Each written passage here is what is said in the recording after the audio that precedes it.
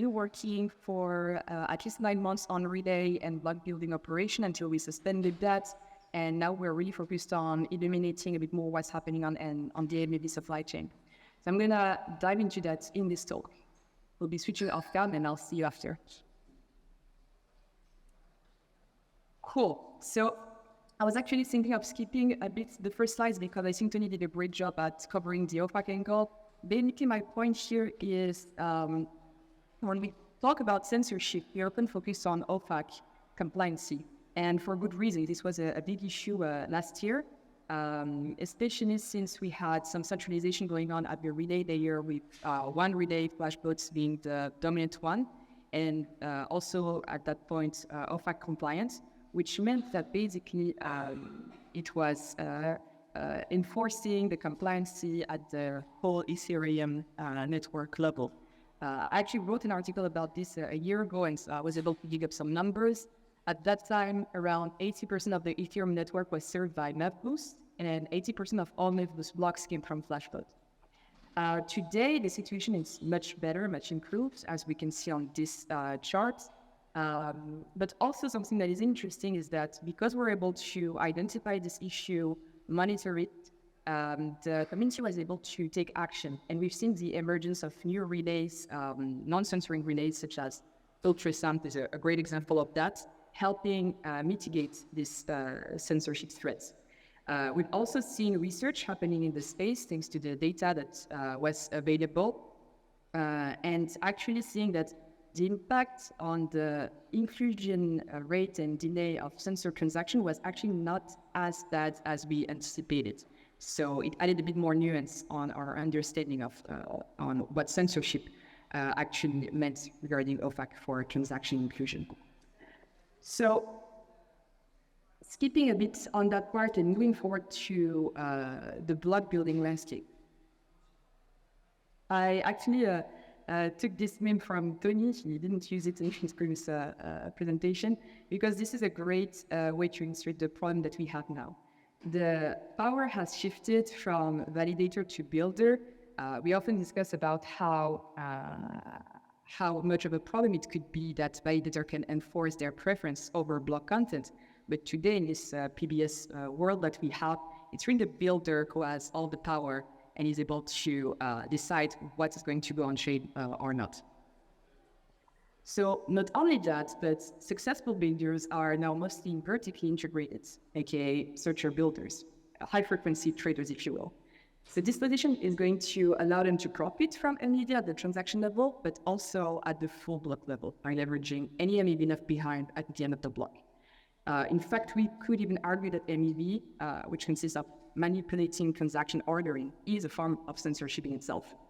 And so those integrated builders, they're very profitable, and because of that, they're more likely to keep dominating the market compared to neutral builders. So here we can see that about 82% of all Ethereum blocks are being built by these three builders. And I think that speaks also to some of the questions I heard at the end of Tony's talk.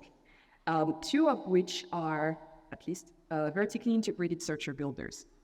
Two of them are OFAC compliant. So the point of this is to show that when you have this level of centralization, censorship pressure can definitely come from within, and we should watch for it. It's not always about the regulatory environment. And this is where the pre-chain layer plays an important role, and it helps us reveal what actors are doing and if there is any kind of manipulation going on. It may be that actors of the supply chain have some incentive to ignore a transaction or delay it to get a better outcome for themselves. It's actually hard to say.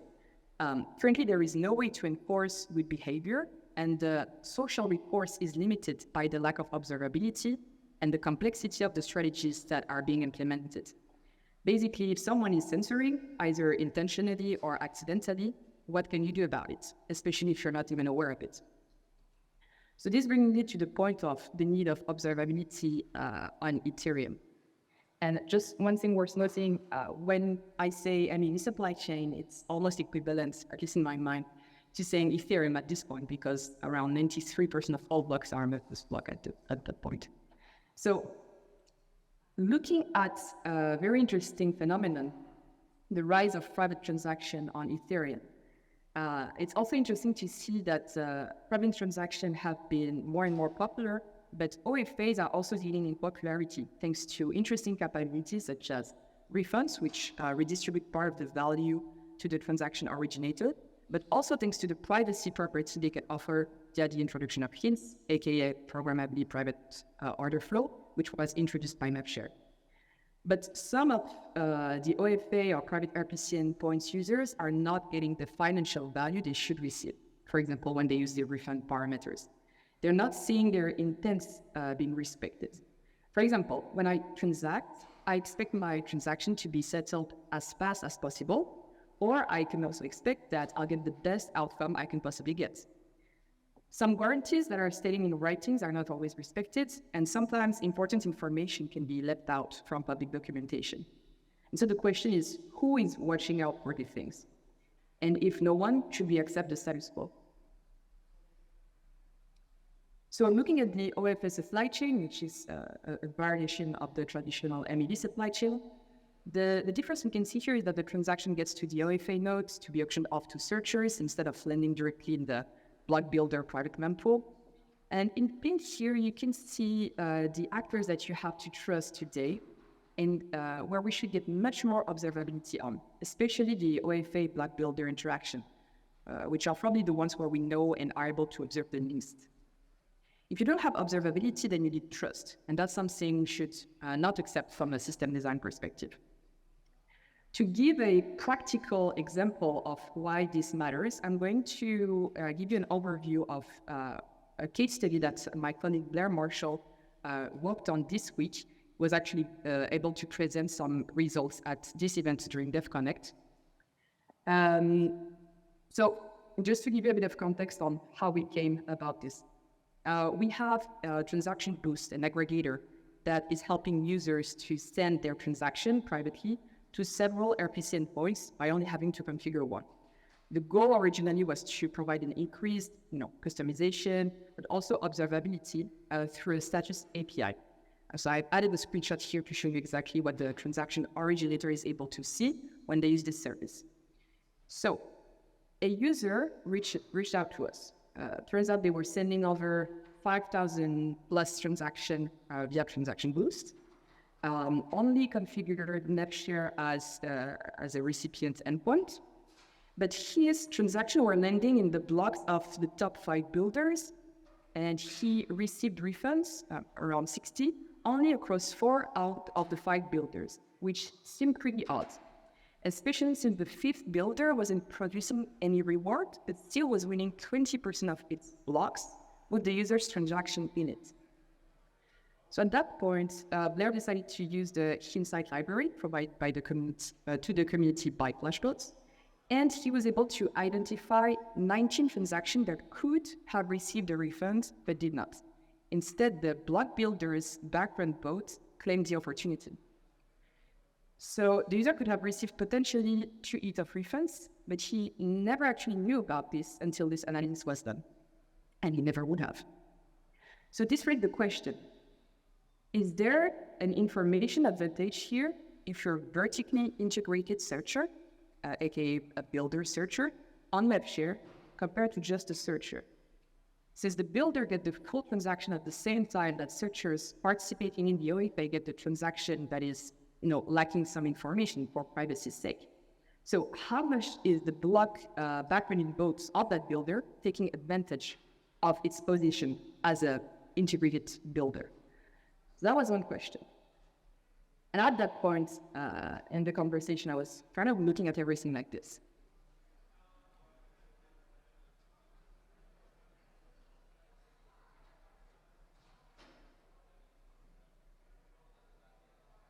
But then the plot thickens. Our immediate next thought was, is this censorship? Whether accidental or intentional on the builder side? Well, we can't answer this. We nor our users have a way of knowing if the builder actually received the bundles from MapShare. Was MapShare able to generate those refund bundles? And if yes, why did the builder not receive them? And if he did he decide to ignore them? So the short answer is we don't know. Why? Because we don't have the equivalent of a relay data API for OFA builders. We have no idea who received what and when. At least we were able here to provide some clarity to the user and discuss it with all parties involved, which hopefully is a first step in the right direction. If you want to read more about this case study and the methodology behind it, you can check the thread from Blair, and we're going to post a blog post shortly with more details in it. Actually, it's also going to contain some other findings that we were able to uncover this week with other types of interesting behavior. But this just goes to show how much there is to observe, to analyze, and to seek about in order to improve the ecosystem. We really need more people to look into this. So I think by that point, we all agree that we need more observability on the NAD supply chain. For how? If you care about privacy and maintaining the trust of your users who send you their transaction or their bundles, you quickly see that it's not a straightforward problem to solve. On the other hand, allowing users to get wrecked for their own protection doesn't make much sense either. So another factor here is the complexity. Observing mempool is hard because they're fragmented, globally distributed, and constantly changing. So compiling accurate and complete data and making sense of what sophisticated actors are doing is really hard. We know that on-chain and pre-chain data allows us to track vertical integration, spot interesting behavior. It's not just about what happened on the blockchain, it's also why. And the less observability we have, the more we rely on trust and struggle to identify suspicious behavior going on, whether accidental or intentional. If we don't fix the observability issue, we are less likely to build a market that people will want to transact in, which is a net loss for the whole community. It is also important that while we're building these gigs, we do not lose track of the original mission, which is to create something better, more transparent, and more inclusive than TradFi. The reality is that today, some people are able to leverage programmatically information they receive to extract value before others even have the chance to look at it, if ever. We can't rely on trust, we need safeguards and monitoring. The need for more observability couldn't be more clear. So at Observability, we decided to take a holistic approach to try and solve this issue and then build an observability platform that we, for now, call the Transaction Explorer. It gives you the power to visualize the mempool in real time and is going to be fully open source and open to contribution from the community very soon. We believe it will give the ecosystem a new understanding and appreciation for the pre-chain layer and the infinite possibilities within it, such as studying MEV flow, censorship, private mempools, interaction between all these actors from the supply chain, and much more. The early feedback we've received so far has been encouraging. We're currently previewing the platform with a small cohort of users who are doing research and analysis on exactly the topics that we've been discussing today. If you're interested, you can DM me. This was made possible by a grant from the Ethereum Foundation, and the platform will be publicly released and open source in the upcoming weeks, so stay tuned.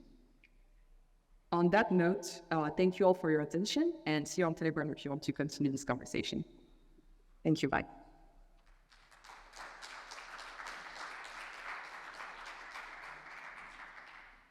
Is Sajida still on, or she's already hopped?